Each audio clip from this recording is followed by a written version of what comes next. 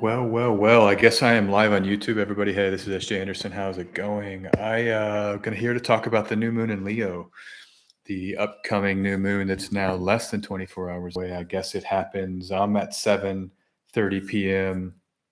Uh, what is this? Central European time. The new moon happens tomorrow, something like I'll get this up here exactly, but it happens at UTC 9:38. So we're talking about something like 15 hours from now when I'm doing this live stream.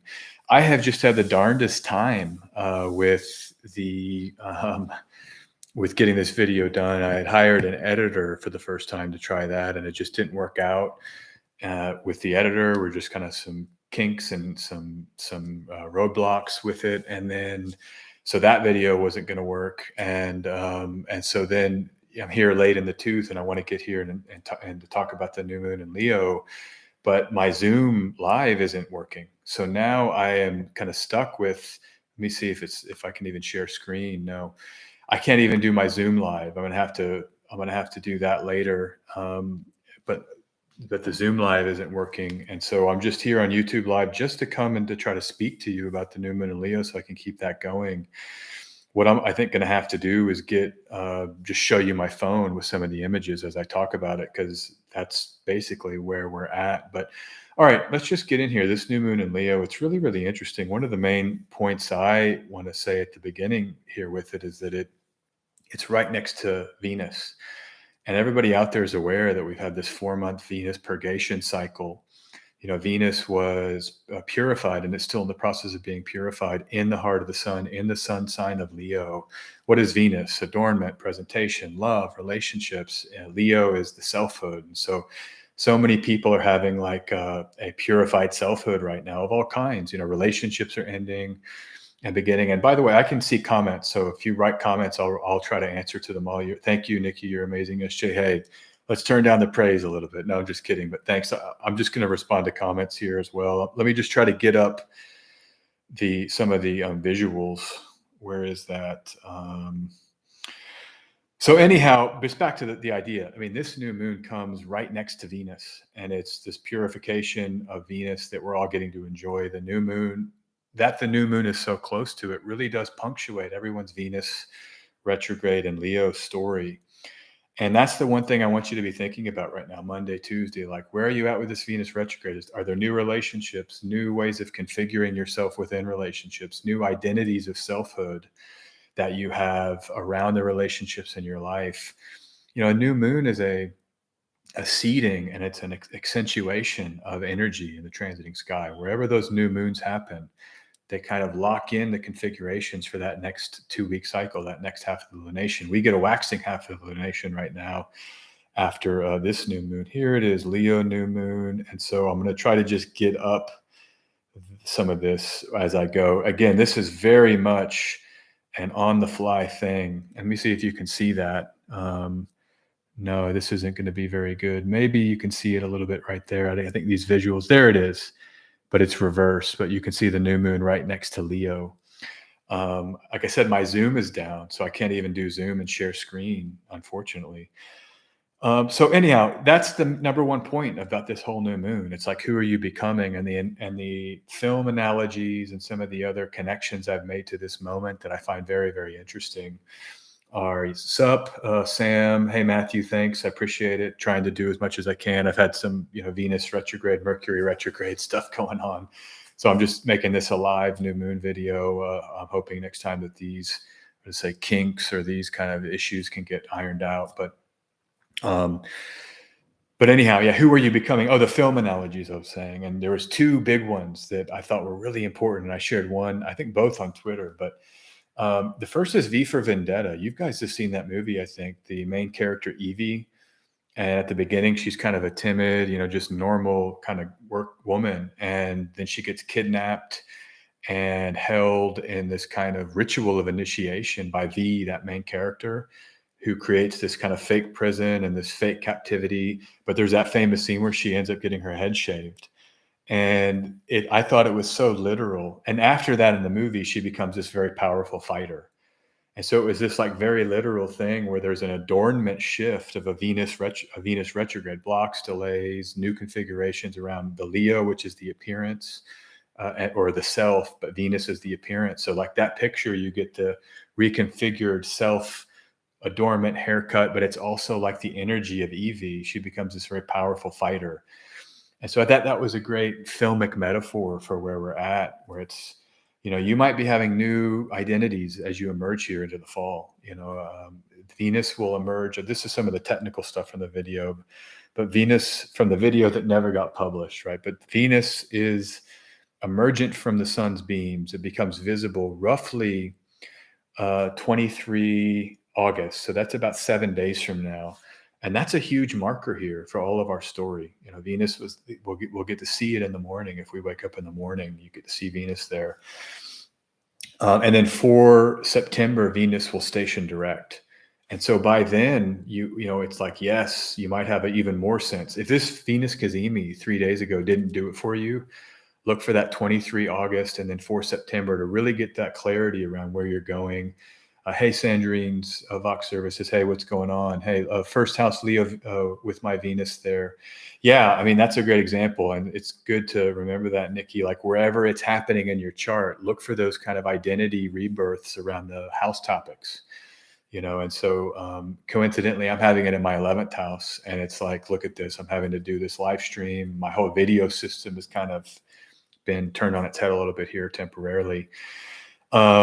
8th house, resources, shared assets and resources. So it's a fundamental way into the whole Venus retrograde, but into this new moon, because the new moon comes a couple of days after the rebirth of Venus, and it's this new energy.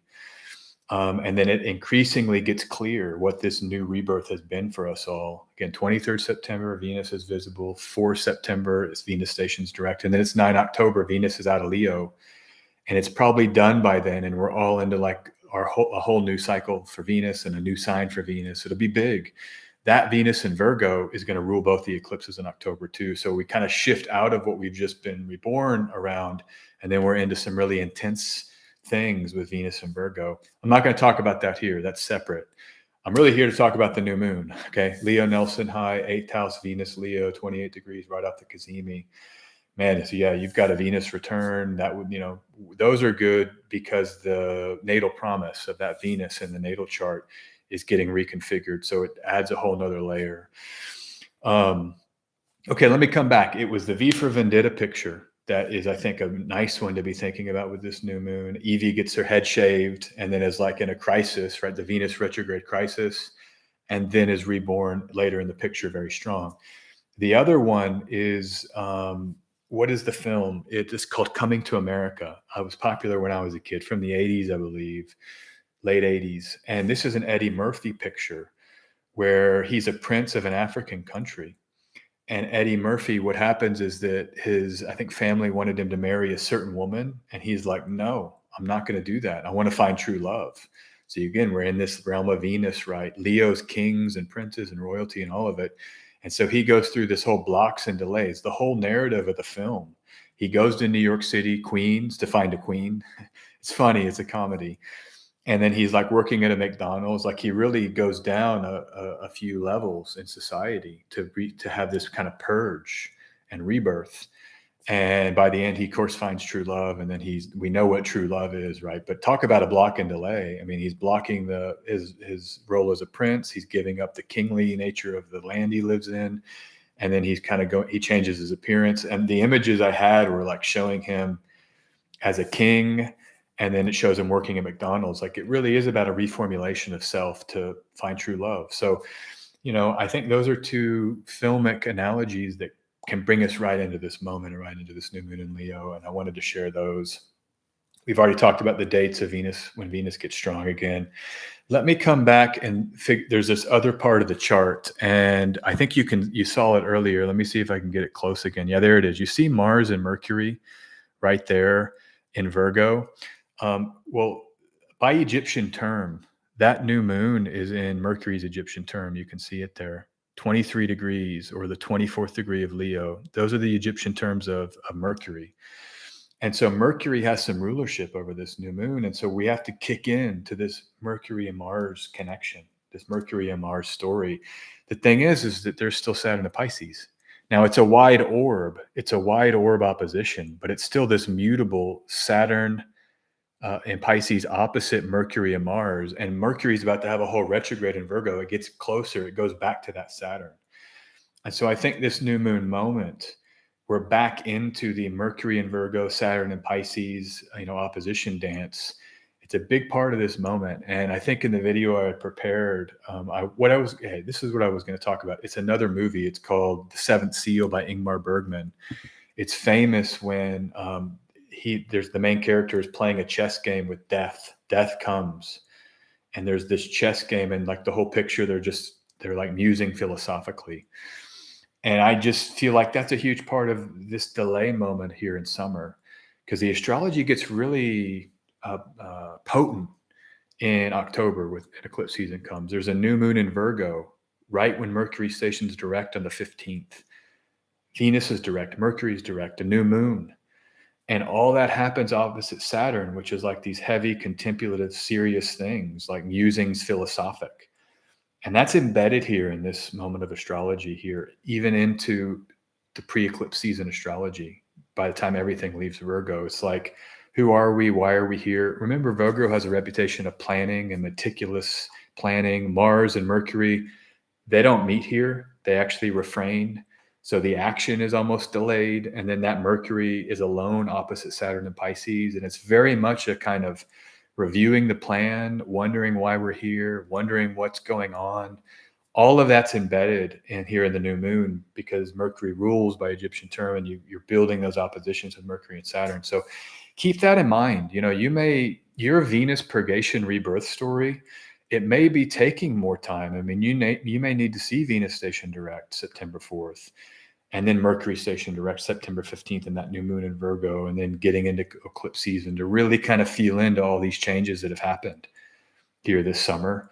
And I just encourage with Saturn and Pisces, it's like a major, major beneficial time. I mean, I think it's good for imagination. It is good for, I'm a Gem sun and have Mercury 21 degrees in Taurus, Uranus almost sitting on it. Okay, interesting. Everybody, we have all got these charts and stuff. I'm just going to kind of stay focused here on the just the things I had prepared to talk about with this new moon. Kind of want to get in and get out. But let me see. The next thing I want to shift to, I think that's all I want to say about the new moon. There was a couple of news stories. I'll mention these. One from The Guardian and one from Wired Magazine. The Guardian, it's AI. Okay, this is Saturn and Pisces. This has been my thing for a while. Saturn in Aquarius was the new foundations. That's when all the AI stuff came on. But now it's Saturn and Pisces. It's the unreality of the Piscean, the imagination, who is this? Who am I? Why are we here? What is this whole thing? And I do feel like we're at a moment where I don't know if you follow all, the stuff that comes out every day now, but it's like stories where we don't know what's happening, and the AIs are replicating things, and there's imagery that's strange. The article from The Guardian was about how it's being used in Africa as a tool to manipulate public opinion and influence the nations there. They're using AI. So it's kind of like, what is even real with the politics if AI is doing manipulation, if it's very sophisticated in manipulation?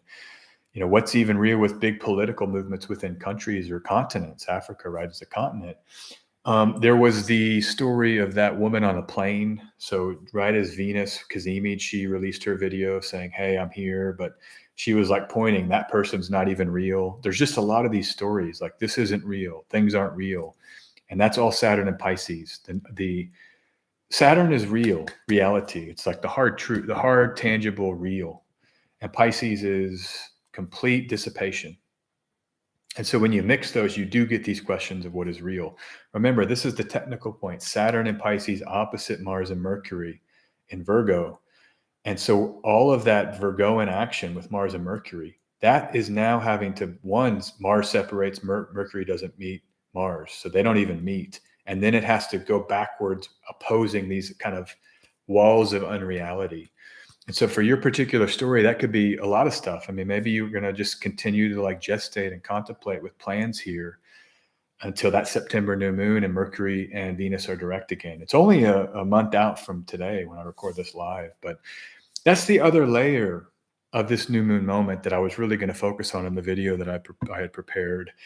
I think that's really, that's it. I'm going to shift now, and I'm going to get out of here, and I'm going to go back and try to troubleshoot with Zoom and then figure out, what's going on. But it's part of my Venus retrograde story, as having this moment where my video production was a little bit, blocked. It's what a retrograde does, blocks and delays, and I'm navigating through that. But okay, the one thing I wanted to pick, the other thing is the election for this new moon. There's this waxing phase of the lunation. There's a great election, or all things considered, the one election that I would use for this upcoming moment. It's on 29 August, or that I maybe would use if you have to act, if you have to do something. Here it is. It's 29 August 2023. I think I can't tell if that's opposite for you, if you're able to see that.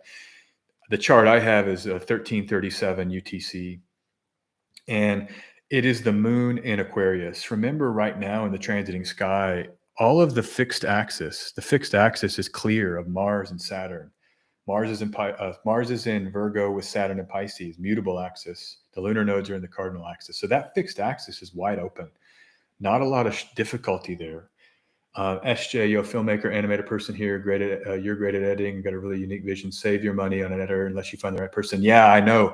I tried one. It was okay. A friend had recommended, and the work was it wasn't authentic. It wasn't me, man. I couldn't publish it. I have it. I was about to publish it. I was like, no, I can't do this. I'm just going to go live, because I think as a film, as when I make videos, the most important thing is just connecting, authentically, and sharing my authentic self. And the editing was like restricting that. And this has been a whole story on my channel from the beginning, is like how to get the editing down and how to get the message and maximize it all.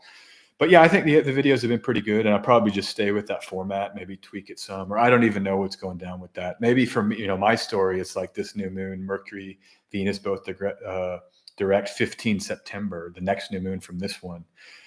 Maybe some of that will become more clear for me, but yeah, we'll see. It's good, it's good in life to try new things, and I think that's what this Venus retrograde's about. Maybe for a lot of us, we just kind of get caught up, and there's blocks, and we're trying to reinvent identity with Venus and Leo, and it just, it is what it is. We're all working through it in our own way. Authentic wisdom, and the format looks great. Hey, thanks, James. I really appreciate that. So back to this election, the one election I would think about for you all, if you want to use one, it's the moon in Aquarius. I've got it at about 14 degrees of Aquarius. It's the 29th of August is the chart I'm looking at. And the moon is actually bona fide. It'll meet Venus when it opposes Venus at 12 degrees Leo. That's where Venus is. The moon is in Aquarius. And then it separates from Venus and applies to Jupiter. So you have a bonification of this Aquarius moon. And it's a nice little waxing moon. I mean, Mercury's retrograde, so you might want to use this for any Mercury-related stuff. But if you have to act, this is the kind of thing. This is the kind of best moon, and the one that I would recommend. And yeah, this is the final thing, and then we'll kind of wind down, is that Jupiter in Taurus, remember how important that is now. Because even in the new moon chart, and I would just visualize it. I can't even get these visuals up, and sharing them well. I guess the YouTube live stream software doesn't have a screen share. I was hoping it would, but think about where we are right now. Jupiter and Taurus, what does it aspect? It aspects the new moon by a superior square. So it's overcoming from Jupiter, the new moon and everything in Leo. Jupiter trines everything in Virgo. So Jupiter and Taurus is overcoming via trine, Mercury and Mars, and then it sextiles Saturn. And so while it's the only point in the sky right now that's pivoting everything, every other placement. And so there's something right now with this Jupiter and Taurus moment. And I hope everybody out there is like getting into nature, great time in summer. If you can, those wildfires in Maui, by the way, horrible stuff. I mean, it's not, and this is the thing when we delineate transiting astrology, of course, there's always bad stuff going on. And I'm not trying to ignore that at all. So let's send, prayers to them, and hopefully they can get to the bottom of that. I've seen talk about unreality. I saw some, it's all over X, but I guess we're still learning about what's happening there in Maui and exactly what started or what's the nature of the event down there. I saw a story from the editor of the Maui newspaper was like, hey, I can't get any information. So maybe that is part of this Saturn Mercury opposition.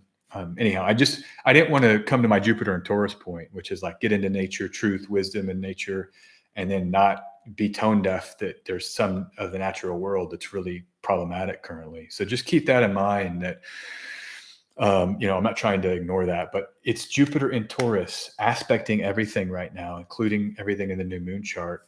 What's going on in your Taurus sector? What's going on with truth and revelation and love in your Taurus sector? We don't need the bells and whistles. Your astrology is always educational. Hey, thanks, Mary.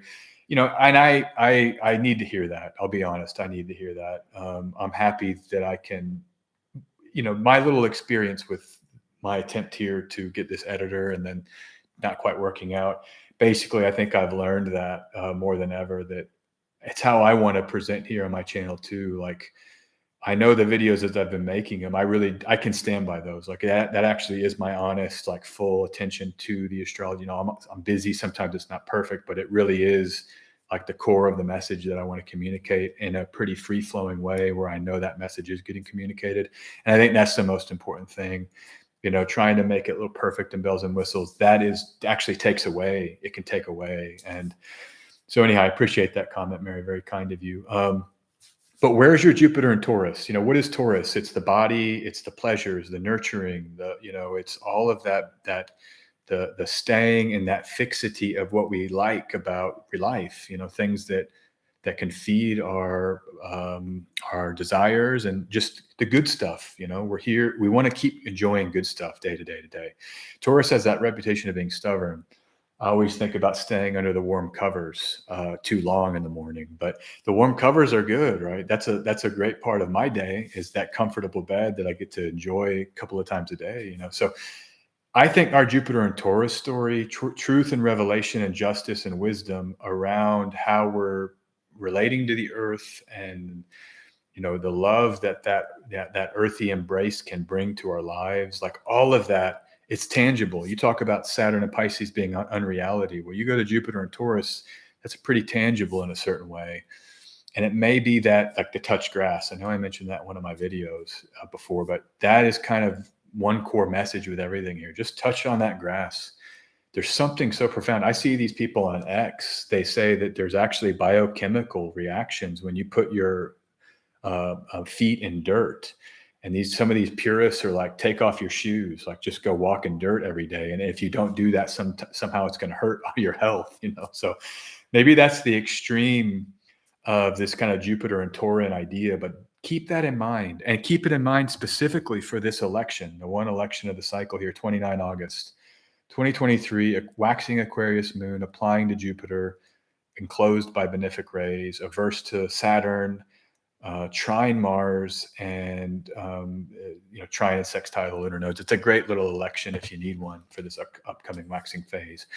Okay, I think I'm gonna just tone it down here and wind down. I'm just glad to get out here and just make a video. And I know it is a lot, it's wanting, compared to maybe what I normally do. There are no visuals, but I wanted to have a stopgap for this little, my Venus retrograde experiment that sort of hopefully can refresh, I don't know, my approach here. I learned from it, right?